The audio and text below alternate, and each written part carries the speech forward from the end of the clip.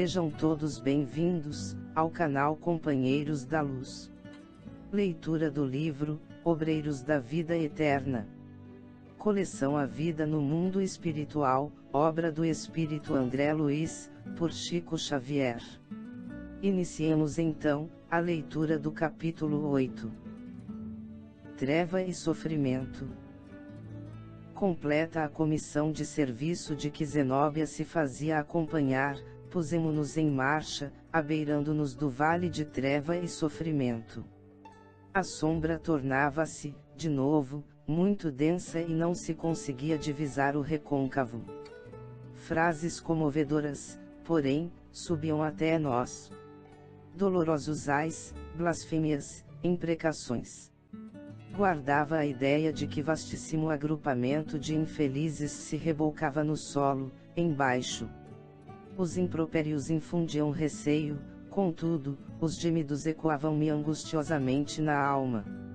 Certo, os demais companheiros experimentavam análogas emoções, porque a irmã Zenóbia tomou a palavra, esclarecendo: os padecimentos que sentimos não se verificam à revelia da proteção divina.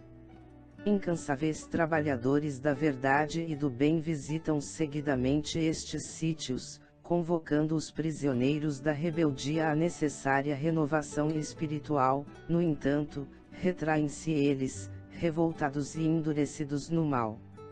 Lamentam-se, suplicam e provocam compaixão.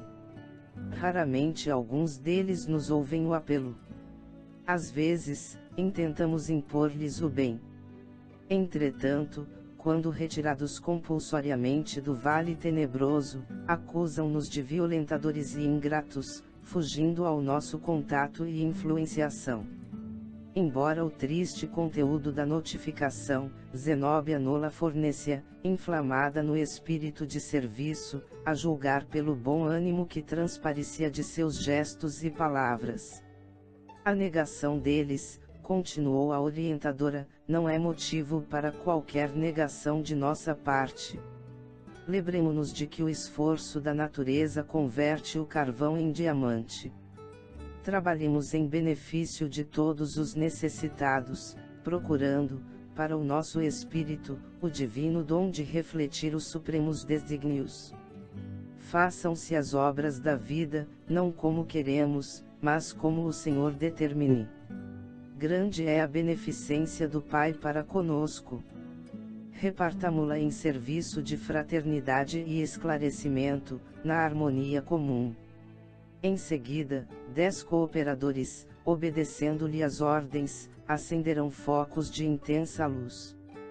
Contemplamos, então, sensibilizados e surpresos, monstruoso quadro vivo. Vasta legião de sofredores cobria o fundo, um pouco abaixo de nossos pés. A rampa que nos separava não era íngreme, mas compacto e enorme o lamaçal. Em face da claridade brusca, muitas vozes suplicaram socorro, em frases angustiosas que nos cortavam a alma. Outras, porém, faziam-se ouvir, diferentes, vociferavam blasfêmias, ironias, condenações.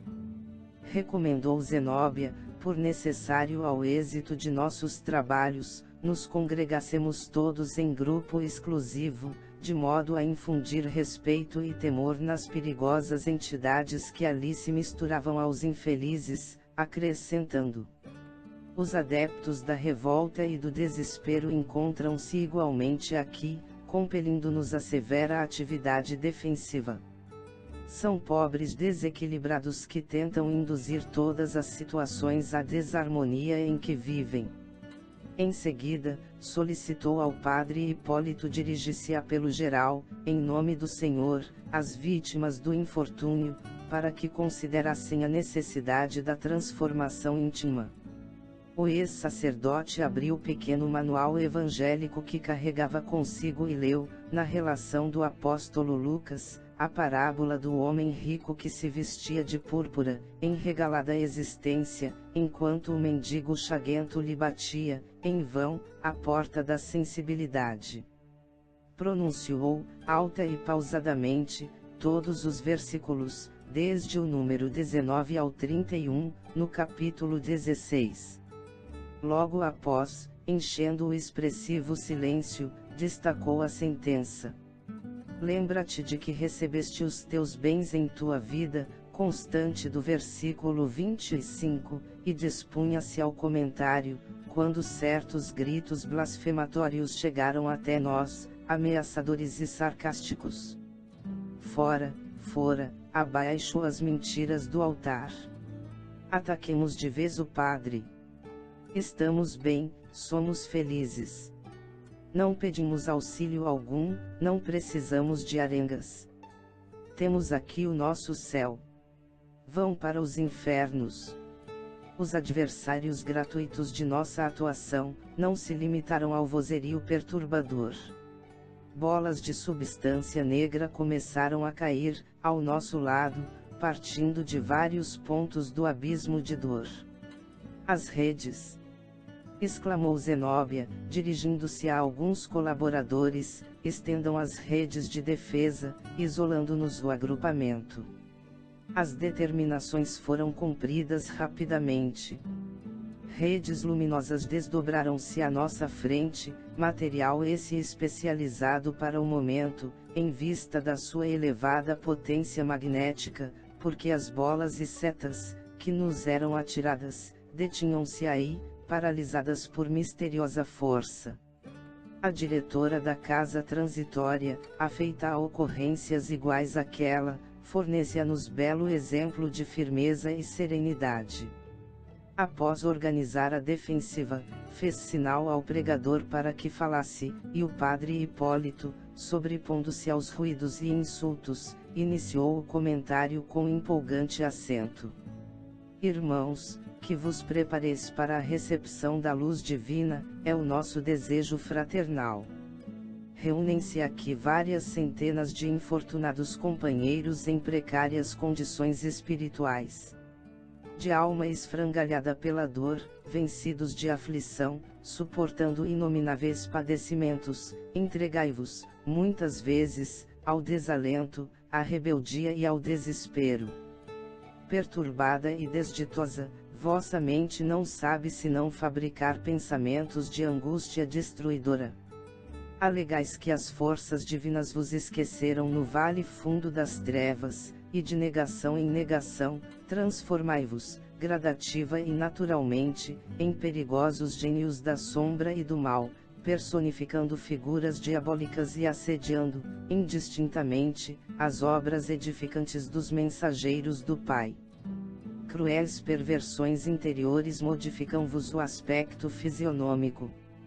Não vos assemelhais às criaturas humanas que fostes, repletas de dons divinos, e sim, a imagens vivas das regiões infernais, infundindo compaixão aos bons, receio e pavor aos mais tímidos. Na lastimável posição mental a que vos conduzistes, e na qual muitos de vós outros perseverais apaixonadamente, sois tão autênticos demônios da perversidade e do crime, que nem mesmo as vergastadas da dor conseguem modificar a boca disforme. Entretanto, sois nossos irmãos mais infelizes, aleijados do sentimento e do raciocínio, perdidos em dolorosos desertos da ignorância, não por falta de amor da providência celeste, mas pela própria imprevidência no descaso com que recebestes na terra todas as oportunidades de ascensão à esfera superior do Espírito Eterno.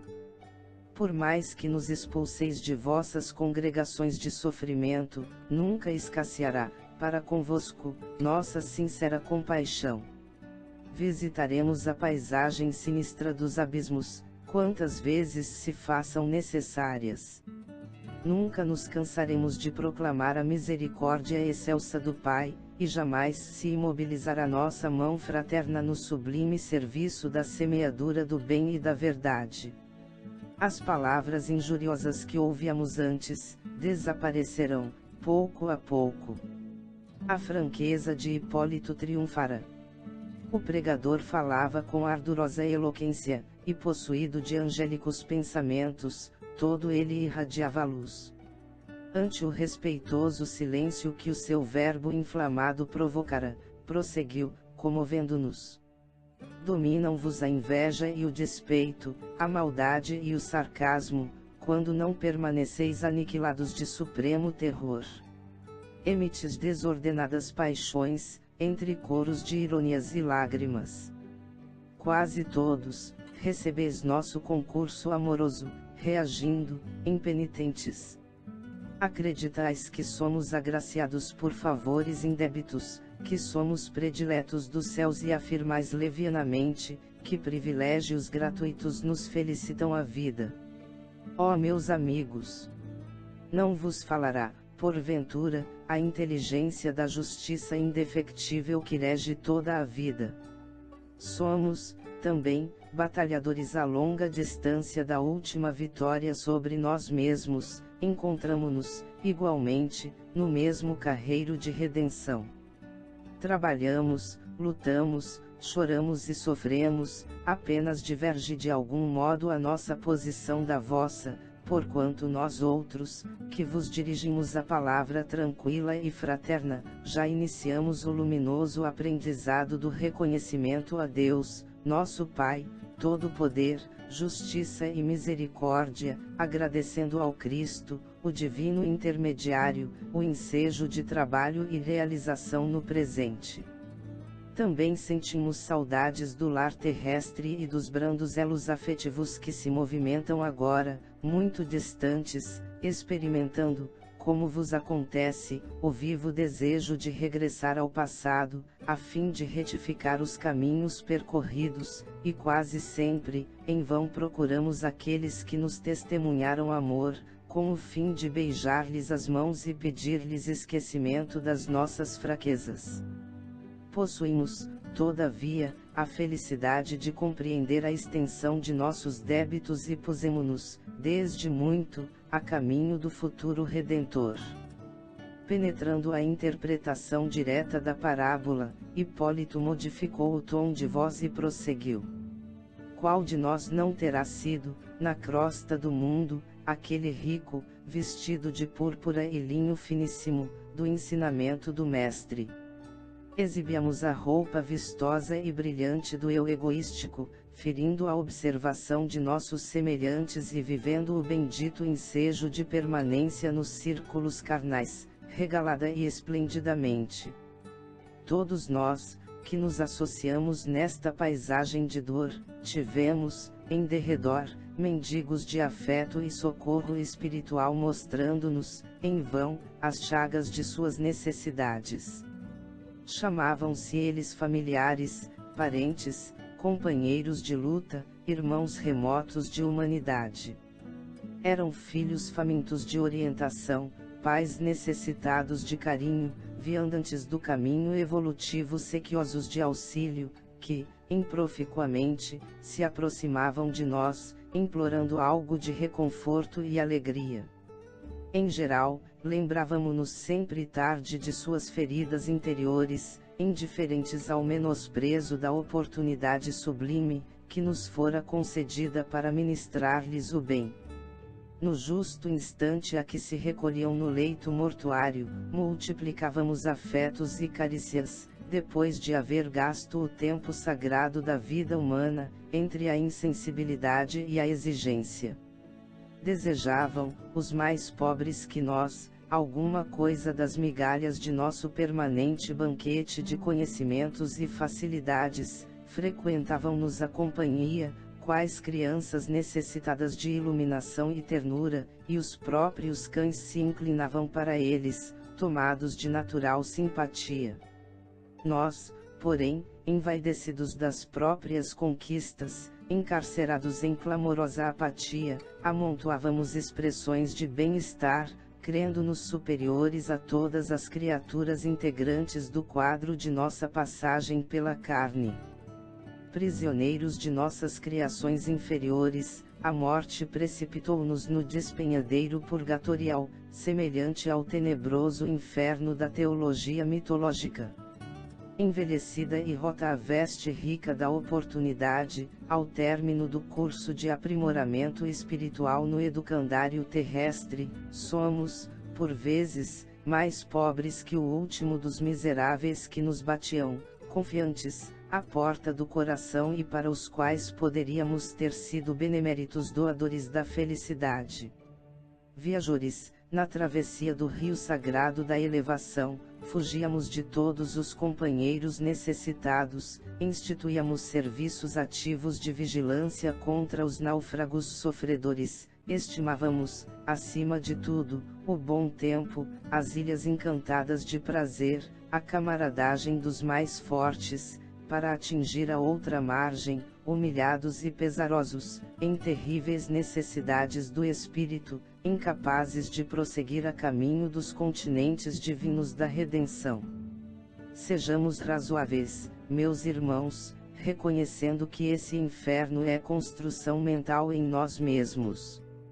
O estacionamento, após esforço destrutivo, estabelece clima propício aos fantasmas de toda sorte, fantasmas que torturam a mente que os gerou, levando-a a pesadelos cruéis. Cavamos poços abismais de padecimentos torturantes, pela intensidade do remorso de nossas misérias íntimas, arquitetamos penitenciárias sômbrias com a negação voluntária, ante os benefícios da providência. Desertos calcinantes de ódio e malquerença estendem-se aos nossos pés, seguindo-se a jornadas vazias de tristeza e desconsolo supremo. Semelhamo-nos a duendes vagabundos da inquietação e do desalento, pela amargura do que fomos e pela dificuldade quase invencível na aquisição dos recursos, para o que devemos vir a ser. De um lado, a falência gritante, do outro, o desafio da vida eterna. Como o rico infeliz da parábola, todavia, sabemos que muitas de nossas vítimas de outro tempo, escalaram altas posições no campo hierárquico da eternidade. Que muitos daqueles mendigos de carinho da estrada humana, foram conduzidos a fontes da maravilhosa sabedoria e do inesgotável amor, e assim, por que não impetrarmos o concurso de suas bênçãos intercessórias? Por que não dobrarmos humildemente a cerviz, considerando os desvios do passado, a fim de recebermos a sublime e indispensável cooperação do presente? Sabemos, amigos, que muitos de vós outros padeceis, atormentados, a devoradora sede da água viva do Espírito imortal, que, aflitos e desanimados, neste vale de sombras, desejaríeis romper todos os obstáculos para a recepção de uma gota apenas do líquido precioso, prometido por Jesus aos sedentos que a ele se devotassem de boa vontade. Não basta, porém, a desordenada rogativa de dor, para que o orvalho divino refresque o coração dorido e dilacerado. Urge regenerar o vaso receptivo da alma enferma, alijando a poeira venenosa da terra, para que permaneça puro e reconfortante o rocio do céu. Imprescindível o sofrimento de função purificadora. Os desvarios mentais, a que nos entregamos na crosta planetária, são energias que presentemente se manifestam com a intensidade das forças libertas, depois de longo represamento, e daí, a intraduzível angústia da fome, da sede, da aflição e da enfermidade que muitos de vós ainda sentis, pela carência de conformação com as leis estabelecidas pelo Eterno Pai. Pelo silêncio do ambiente, parecia-me que o padre Hipólito era ouvido com respeitosa atenção, pelas inúmeras fileiras de sofredores ali congregados diante de nós. Após ligeira interrupção, continuou o pregador, bem inspirado.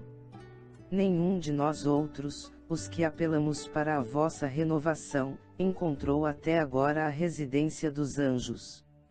Somos companheiros em cujo coração palpita, plena, a humanidade, com os seus defeitos e aspirações.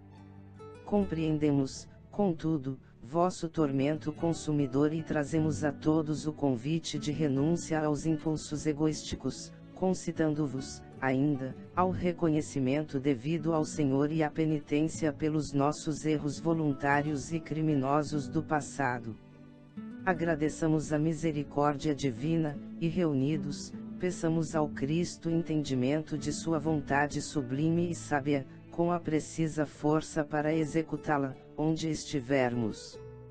Não roguemos, como o rico enganado da narração evangélica, qualquer vantagem para o nosso individualismo ou para o círculo pessoal de nossos interesses particulares, mas, sim, a compreensão, suficiente compreensão dos deveres que nos cabem, na atualidade menos venturosa, de acordo com as suas diretrizes salvadoras. E, cheios de confiança nova, aguardemos o porvir, em que a terra, nossa grande mãe, nos oferecerá generosa, outras ocasiões fecundas de aprender e resgatar, santificar e redimir. Nesse momento, o ex-sacerdote sustou por longos instantes a pregação, possibilitando-nos detido exame do quadro exterior. Longas filas de sofredores acorriam de todos os recantos, fitando-nos a claridade das tochas, a distância de 30 metros, aproximadamente. Estendiam-se em vasta procissão de duendes silenciosos e tristes, parecendo guardar todas as características das enfermidades físicas trazidas da crosta, no campo impressivo do corpo astral. Viam-se ali necessitados de todos os tipos, aleijões, feridas, misérias exibiam-se ao nosso olhar, constringindo-nos os corações. Muitos deles, ajoelhados, talvez na suposição de que fossemos embaixadores do celeste poder em visita ao purgatório desditoso, mantinham-se em posição de supremo respeito, embora deixando transparecer, na face angustiada, indescritíveis padecimentos. De olhos ansiosos, falavam sem palavras do intenso e secreto desejo de se unirem a nós, entretanto, algo lhes coibia a realização. Semelhavam-se a prisioneiros, suspirando pela liberdade. Por que não corriam ao nosso encontro? Por que não se ajoelharem, junto de nós, em sinal de reconhecimento sincero a Deus? Desejando penetrar a causa daquela imobilidade compulsória, compreendi, sem maiores esclarecimentos, o que se passava. Entre a multidão compacta e nós outros, cavava-se profundo fosso, e, onde surgiam possibilidades de transposição mais fácil, reuniam-se pequenos grupos de entidades que se revelavam por sinistra expressão fisionômica. Não podia abrigar qualquer dúvida. Aqueles rostos agressivos e duros sustentavam severa vigilância. Que faziam aí semelhantes verdugos? Permaneceriam dirigidos por potências vingadoras, com poderes transitórios na zona das trevas, ou agiriam por sua conta própria, obedientes a desvairadas paixões da mente em desequilíbrio. Recordei antigas lendas do inferno esboçado na teologia católico-romana, para concluir que a fogueira ardente, onde Satã se comprazia em torturar as almas, devia ser mais bela que a paisagem de lama, treva e sofrimento à nossa vista. Recolhi, porém, o fio das considerações desnecessárias ao momento, compreendendo que o minuto não comportava divagações, por exigir contribuição ativa. Prolongando-se a pausa do pregador, uma criatura de rosto patibular gritou, em meio de gestos odiosos: "Não pedimos exércitos de salvação. Fujam daqui." Bastou isolada manifestação para que outras expressões de desagrado explodissem. Não desejamos redimir coisa alguma. Nada devemos. Interessam-nos o culto sistemático do ódio, a revolta contra os deuses insensíveis, o movimento de resistência à repugnante aristocracia espiritual. Morram os pregoeiros da virtude falsificada. Caiam os oportunistas de além-túmulo. Viva o nosso movimento de destruição contra a velha ordem dos senhores e dos escravos. Depois das ruínas, edificaremos o mundo novo.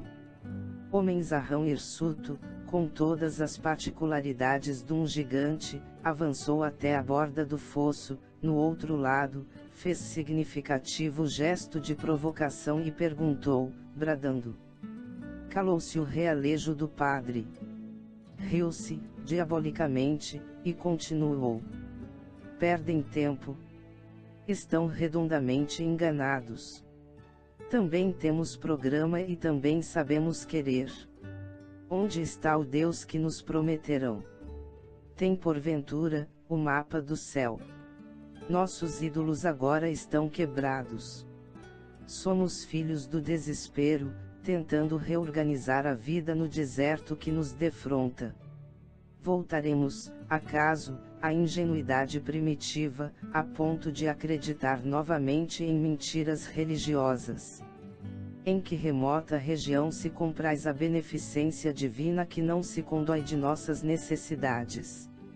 Declaram-se felizes e proclamam a compaixão de um Pai que não conhecemos. Viram-no alguma vez? Fria gargalhada pontilhou suas últimas palavras. Revelando-se sob forte impressão, o padre Hipólito respondeu. O conhecimento da divindade e o roteiro celeste serão encontrados dentro de nós mesmos. Por que audácia inominável cometeríamos o absurdo de aguardar plena e pronta identificação da nossa natureza egressa da irracionalidade, em dias tão curtos, com a sublime plenitude de Deus? Como ombrear-se o batráquio com o sol?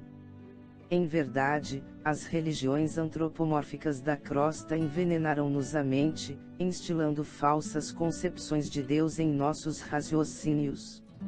Não podemos, todavia, culpá-las em sentido absoluto, porquanto a estagnação espiritual caracterizava-nos a todos. Quando os discípulos se integrarem efetivamente, de cérebro e coração renovado, no Evangelho do Mestre, será impossível a negativa interferência sacerdotal. O dogma, considerado imparcialmente, constitui desafio e castigo simultâneos.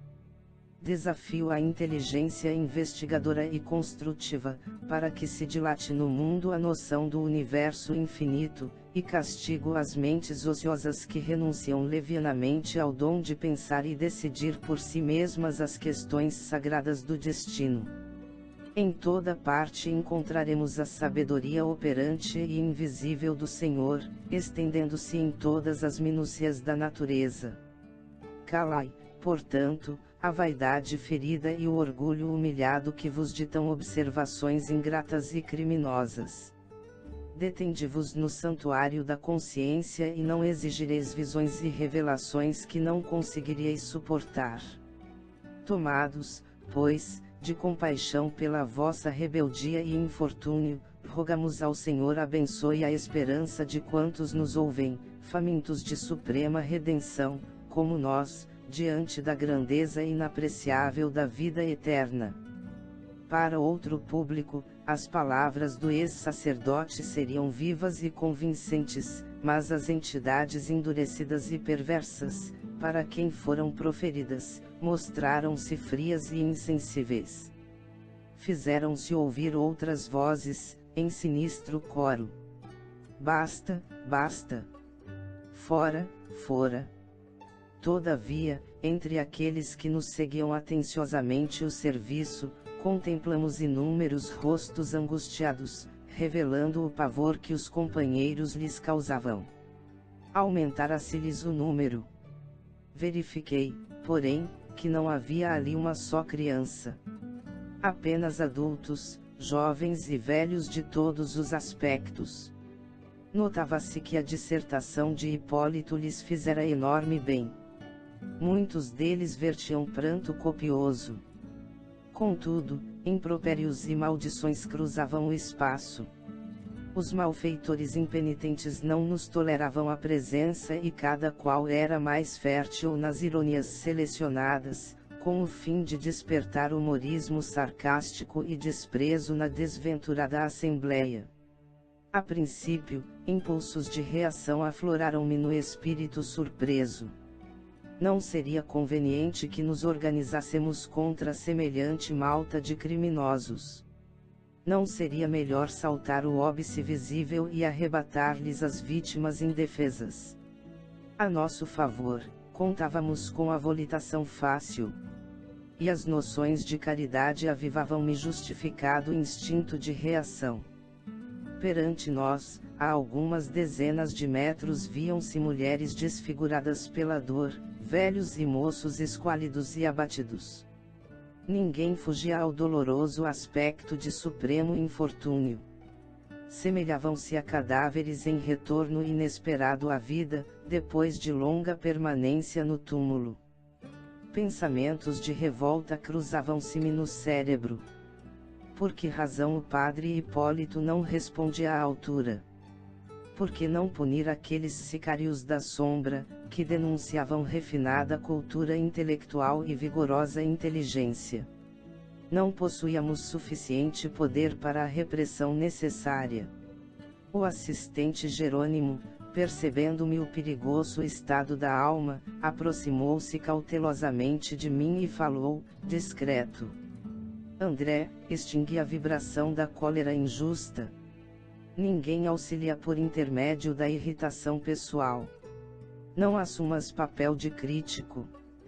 Permanecemos aqui, na qualidade de irmãos mais velhos no conhecimento divino, tentando socorro aos mais jovens, menos felizes que nós. Revistamo-nos de calma e paciência. Responder a insultos descabidos é perder valioso tempo, na obra de confraternização, ante o Eterno Pai. Hipólito não pode duelar verbalmente, nem a irmã Zenóbia autorizaria qualquer violência a estes infortunados, sob pena de relegarmos ao esquecimento sublime oportunidade de praticar o verdadeiro bem. Modifica a emissão mental, para que te não falte a cooperação construtiva e guardemos a voz, não para condenar, e sim, para informar e edificar cristamente. Reajustei o campo emotivo, rogando a Jesus me conferisse forças para esquecer o homem velho que gritava dentro de mim. Com a invocação ao plano superior, através da súplica, instantânea compreensão brotou-me na consciência. Em verdade, como interpretar investidas de criaturas já de si mesmas tão desventuradas? Antes de tudo, necessitavam de amparo e compaixão. Não haviam recebido ainda, como acontecerá a nós outros, a bênção da fé viva, da conformação aos desígnios da lei eterna, do reconhecimento das próprias necessidades interiores, por incapacidade espiritual. Blasfemavam e riam, sarcásticas. Desprezavam as dádivas da providência. Injuriavam o Mestre. Esqueciam todas as considerações referentes à ordem divina e ao respeito humano. Quem éramos nós, para convertê-las, inopinadamente, se o próprio Senhor lhes tolerava, paciente e amigo, as palavras torpes, sem represálias individuais? Não lhes bastaria a limitação lamentável a que se entregavam. No círculo estreito do sofrimento e acoimados pelo desespero, não ultrapassavam a esfera de sensações grosseiras e intentavam inutilmente combater o bem. Verdade é que doía vê-los oprimindo míseras entidades que se ajoelhavam, sob nosso olhar, implorando ajuda e libertação. Entretanto, razões ponderáveis existiriam, justificando a ligação entre algozes e vítimas, razões que me escapavam, naturalmente, na hora em curso. Modificaram-se-me as apreciações do primeiro instante. Tomado de súbita piedade, notei que, ao serenarem as ironias dos maus e observando talvez, que não transpunhamos o obstáculo em serviço de libertação, pintava-se, na fisionomia dos sofredores confessos, a mais pungente ansiedade.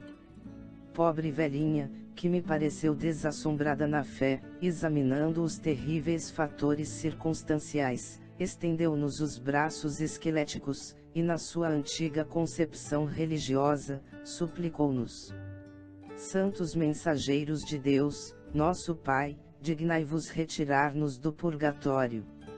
Estamos torturados pelo fogo dos remorsos e pelos demônios que nos cercam. Por piedade, salvai-nos. Fortes soluços interceptavam-lhe a voz, todavia, a venerável anciã continuou. Nossas faltas, mal pagas na terra, uniram-nos aos espíritos perversos do abismo. Somos pecadores necessitados da purgação, mas não nos abandoneis à nossa própria sorte. Ajudai-nos, em nome de Jesus, por quem vos suplicamos a graça da salvação. Errei muito, é verdade. Entretanto, meu espírito arrependido implora proteção. Sei que não mereço o descanso do paraíso, mas, ó emissários do céu, por quem sois, concedei-me recursos para resgatar minhas dívidas. Estou pronta. Procurarei aqueles a quem ofendi durante a vida terrestre, a fim de humilhar-me e pedir perdão. De mãos postas, a fitar-nos angustiosamente, concluía. Não me desampareis. Não me desampareis. Mudou-se de algum modo o quadro. A valorosa pedinte encorajou os demais companheiros de infortúnio. Pelos méritos de São Geraldo de Magela, gritou um infeliz, revelando sua antiga condição de católico romano: libertai-nos daqui. Salvai-nos do torvelinho infernal. Socorrei-nos, por amor de Deus. Destacando-se umas das outras, as súplicas proferidas evidenciavam a presença de adeptos de variados credos religiosos, conhecidos na crosta, e os espiritistas não faltavam no triste concerto. Determinada senhora, de porte respeitável, cabelos revoltos e fundas chagas no rosto, deprecou, chorosa: Espíritos do bem, auxiliai-me. Eu conheci Bezerra de Menezes na terra, aceitei o espiritismo. No entanto, ai de mim! Minha crença não chegou a ser fé renovadora. Dedicava-me à consolação, mas fugia à responsabilidade. A morte atirou-me aqui, onde tenho sofrido bastante as consequências do meu relaxamento espiritual. Socorrei-me, por Jesus. De todos os recantos soavam apelos comovedores. Jamais esquecerei a inflexão das palavras ouvidas. Jovens e velhos, homens e mulheres, em deploráveis condições, prostrados a reduzida distância, respeitosos e confiantes, em virtude das luzes que acendêramos dentro da noite triste, imploravam o socorro divino, tratando-nos com extrema veneração, como se fôramos legítimos expoentes de santidade. Quando os rogos cresceram, partindo de tantas bocas, os verdugos empunharam látegos sinistros, espalhando vergastadas, quase que indiscriminadamente. A maioria dos pobres que se mantinham genuflexos debandou, em passos tão apressados quanto lhes era possível, regressando aos ângulos sombrios do vale fundo. Alguns, porém, suportavam os golpes, heroicamente, prosseguindo de joelhos e contemplando-nos, ansiosos. Indicando-nos, sarcástico, certo perseguidor vociferou, estentoricamente: Estão vendo? São benfeitores de gravata. Não se atiram à luta em favor de ninguém. Ensinam com lábios, mas, no fundo, são mensageiros do inferno, insensíveis e duros, como estátuas de pedra. Nenhum deles ousa atravessar a barreira para prestar-vos assistência e socorro. Seguiram-se gargalhadas tão escarnecedoras que todo o meu sentimento de repulsa humana aflorou de súbito. Onde estava que não reprimia o provocador? Por que não puni-lo devidamente? Abeirava-me de pleno desequilíbrio mental, quando a irmã Zenóbia, temendo talvez pela nossa reação, se voltou, tranquila, e recomendou: Amigos, conservemo-nos em calma para o trabalho eficiente. Ninguém se conserva neste abismo de dor, sem razão de ser. e possivelmente convicta da necessidade de argumentação mais firme para demover-nos, acrescentou: que seria do cristianismo se Jesus abandonasse o madeiro do testemunho, a meio caminho, a fim de entrar em pugilato com a multidão? Permanecemos aqui em tarefa consoladora e educativa, não o esqueçamos. O serviço de punição dos culpados virá de mais alto. A referência despertou-nos, de pronto, para o caráter elevado da investidura. As almas efetivamente superiores possuem o dom de projetar-nos o espírito em zonas sagradas da vida, reintegrando-nos na corrente inspiracional das forças divinas que sustentam o universo. A hora não comportava qualquer dissertação mais longa, a respeito das obrigações que deveríamos desempenhar. Sem perda de tempo, a diretora da casa transitória entrou em combinação com os auxiliares que havia trazido, desenrolando extenso material socorrista. Iam as providências em meio, quando vários grupos de infelizes tentaram vencer o obstáculo, ansiosos por se reunirem a nós outros, mas os verdugos, agindo, solertes, golpeavam-nos cruelmente, empenhando-se em luta para precipitá-los ao fundo do fosso tenebroso, do qual fugiam as vítimas, tomadas de visível terror. Ativa, delicada, Zenóbia determinou que fossem lançadas faixas luminosas de salvação ao outro lado, no propósito de retirarmos o número possível de sofredores de tão amargurosa situação. Todavia, a ordem seguiu-se de odiosa represália. Os gênios diabólicos fizeram-se mais duros. Acorreram míseras almas, aos bandos, buscando agarrar-se às extremidades resplandecentes, descidas na margem oposta, como bordos de acolhedora ponte de luz. No entanto, multiplicaram-se golpes e pancadas. Entidades perversas, em grande número, continham os aflitos prisioneiros, impedindo-lhes o salvamento, com manifesto recrudescimento de maldade.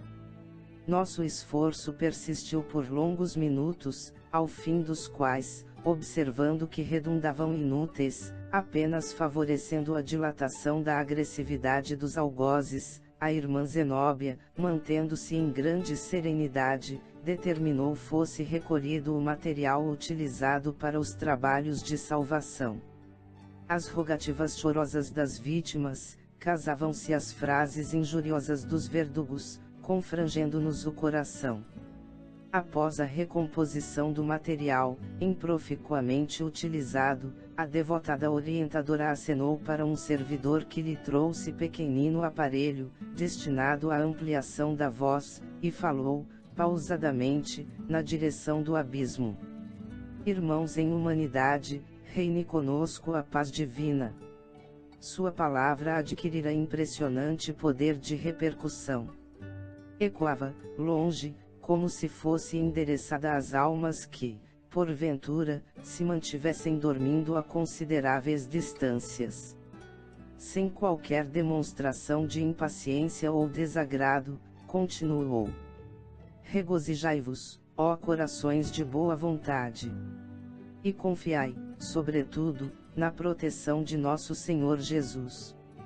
Dilaceram-nos vossas dores, tocam-nos de perto, as incompreensões e sofrimentos a que vos entregastes, apartados da lei divina, e se não atravessamos o fosso negro, na tentativa suprema de salvar-vos temporariamente do mal, é que somos igualmente companheiros de luta, sem imunidades angélicas, detentoras de possibilidades limitadas no amparo aos semelhantes.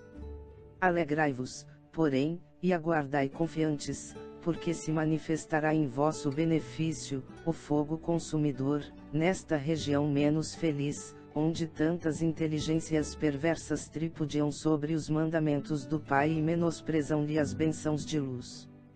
Amanhã mesmo, demonstrar-se-á o supremo poder. Fez pequena pausa e prosseguiu. Faz mais de um lustro que a casa transitória de Fabiano persevera nestas zonas de treva e sofrimento, convocando almas perdidas ao aproveitamento da bendita oportunidade do recomeço, através do trabalho dignificador, em cujas bênçãos há sempre recursos de apagar as manchas do passado, regenerando-se os caminhos do porvir. Há cerca de 2000 anos ensinamos o bem e a verdade, preparando corações para o futuro redentor. Se é inegável que muitos irmãos se valeram de nosso concurso humilde, aceitando o remédio para a restauração, a maioria de vós outros sempre nos fugiu à influência, desdenhando-nos o socorro, abjurando-nos a colaboração, desprezando-nos os serviços, favorecendo a discórdia e a perseguição, e oferecendo-nos obstáculos de toda sorte. Entretanto, meus amigos, o pouso de Fabiano ainda se coloca no vosso dispor, até amanhã, durante as primeiras horas. Ante a grave inflexão daquela voz e considerando talvez o teor do aviso, calaram-se as bocas pervertidas e desequilibradas. Os mais perversos passaram a contemplar-nos, entre o receio e a interrogação. Depois de curto intervalo, Zenóbia prosseguiu, fundamente emocionada.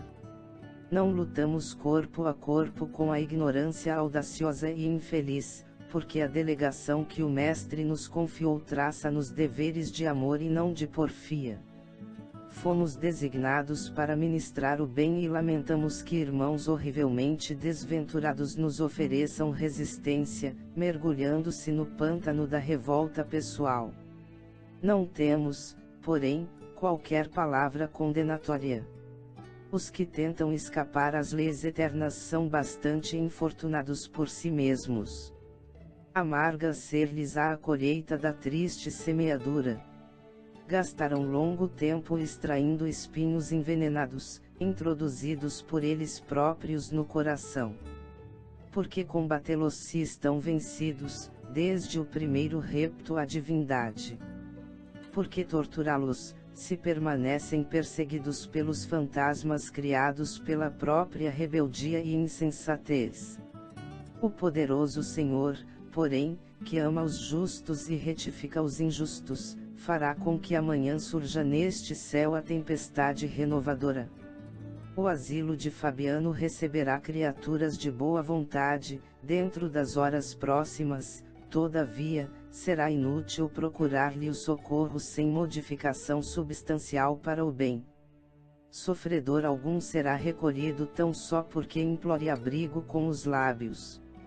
Nossa casa de paz cristã é igualmente templo de trabalho cristão, e a hipocrisia não lhe pode alterar o ministério santificador. Nossas defesas magnéticas funcionarão rigorosas e apenas os corações sinceramente interessados na renovação própria, em Cristo Jesus, serão portadores de senha indispensável ao ingresso.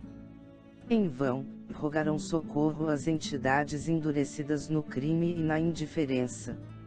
Os algozes fixavam as vítimas com expressão odiosa. A irmã Zenóbia, contudo, prosseguiu intrépida, dirigindo-se especialmente aos infortunados. Suportai os verdugos cruéis por mais algumas horas e valei-vos da oração para que não vos faltem energias interiores. Não temos necessidade da luta corporal, nem da defensiva destruidora, e sim, da resistência que o Divino Mestre exemplificou. Tolerai os inimigos gratuitos do bem, desesperados e infelizes, que nos perseguem e maltratam, orando por eles, porque o poder renovador se manifestará, convidando, por intermédio do sofrimento, a que se arrependam e se convertam. Em seguida, expressando otimismo e felicidade nos olhos lúcidos, a orientadora ergueu comovente súplica pelos habitantes do abismo, a qual acompanhamos com lágrimas de emoção. Semblantes angustiados seguiam-nos, atentos, na outra margem, enquanto os impenitentes adversários da luz guardavam silêncio. Entre mentes, os encarcerados na dor continuaram implorando auxílio, mas, atendendo às determinações da irmã Zenóbia, apagamos as luzes, pondo-nos de volta. De outras vezes, Ao término dos incidentes que me surpreendiam, eu conservava uma imensidade de indagações no cérebro ágil e curioso. Agora, todavia, regressava tristemente. A extensão da luta compungia-me o ser. Os padecimentos da ignorância, de fato, não tinham limites e todo o abuso do livre-arbítrio individual encontrava punição espontânea nas leis universais. Certo, em diferentes lugares, outros abismos como aquele estariam repletos de vítimas e verdugos. Também eu guardava no vaso do coração todos os ressaibos das vicissitudes humanas. Também eu sofrera muito e havia feito sofrer. Reminiscências vigorosas da existência carnal jaziam vivas em mim. De alma voltada em silêncio para o Cristo de Deus, meditei sobre a grandeza do seu sublime sacrifício, e pensando nos cruéis perseguidores e nos pobres perseguidos do vale escuro, perguntava ao Senhor, na intimidade do coração frágil e oprimido, por quem deveria eu chorar mais intensamente. Chegamos ao final deste capítulo. Não percam o próximo de número 9, Louvor e Gratidão. Muito obrigado, boa reflexão, que Jesus abençoe a todos.